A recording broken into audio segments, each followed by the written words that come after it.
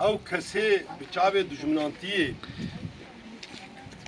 گدبه امی کردا به فیزیکیج ortaya rakın rasti emliye dinerin gil fermi kurdacı tirsavani heri mezin heyi به حرمتیا گیرو خاطی کرن نل به حرمتیا باوریه کی نه به حرمتیا نتوکی به حرمتیا مروایی گر مره دجمنی هب دجمنانتی چا بجی مره ایریشی گورستانا ناکن تو باوریا ده د مجیه دی ایدولوژیا تونه تواده tişteki var etüneyi. Kes kabul nakı. Em ve büyerek hati kirin em şermezar dikin. Le her çar aliye nüsebini ul her deri kelip keli mobesehene em libe dera bangavaziye jidikin ev karmeni Kari evleviye dikin ve Türkiye cerdi beji güvenlik güçleri. Karın Liban mobesa binerin jibona ge ev bavariya ev germaya de ortamet çebivi keve büyara kiriyi ev kes emvek mirov kabul nakin. Em wî kesî dijminê mirovayiye kabul dikin. Ew kes em dibin provokatörü. Tavayê merdînê zanî bû gîro em ê werin li vê dera bîranîna 28 Adarê li darxin. Ev bûyerek hatiyî kirin bi şêwazekî provoka hatiyî kirin. Bangawaziya me dubare em dikin. Ji walî re, ji karê karmenê re, ewleyiyê re. Em dibêjin saet berî saet demildest ev kesê gine mirov dijminê mirovayiyê dijminê baweriyê û dixwaze tovê şer û qetyama dîsa tê xinav gela bibînin.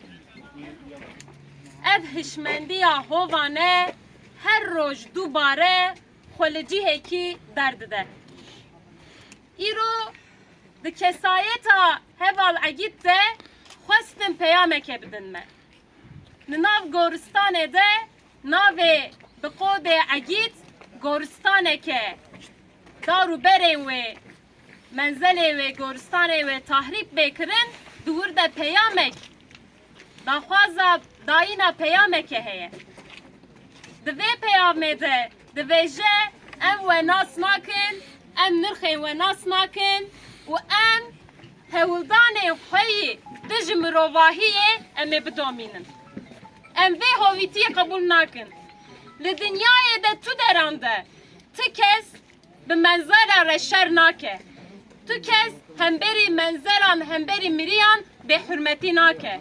Lê îro tiştê ku gelê Kurd rû bi rûmaye ev bêhurmetî, ev hovîtî, ev dijminatî ye. Em vê dijminatiyê şermezar dikin. û hûn hezar carî darên me bibirin jî em ê hezar û yek carî em ê dîsa darên xwe biçînin. Hûn nikarin bi hişmendiya hovane xwe di derketina vî gelî tune nebikin. Hûn nikarin me ji nirxê me veqetînin. Ev hovîtî ye, ev dijî mirovahî ye, ev dijî ehlaqê ye. Ev tiştê ku divir de îro hatiye kirin ev bêrûmetiya dewletê bixwe ye. Em vê tiştî qebûl nakin, em vê tiştî şermezar dikin û bila ew kes baş bizanibin ku bi vî şêwazî jî ew ê ti carî nekarin moralê me xerab bikin, nekarin mejriya me vegerînin. Ev biçûkantiya wan, ev bêçarebûna wan nişanî me dide. Kesên ancak bêçare dikarin hemberî goristanên sûcên mirovahiyê bikin. Ji bona wê yekê em wekî rêxistin, wekî rûspiyê vê civakê dayîkê me em li virin û em ê bi destê xwe dubare em ê darên xwe li vir de biçînin. Ez spas dikim.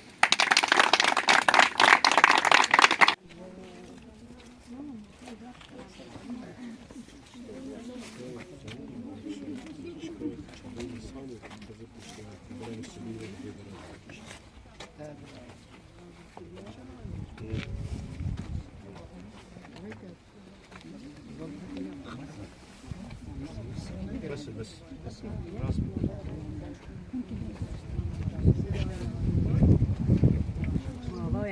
اشتر بقى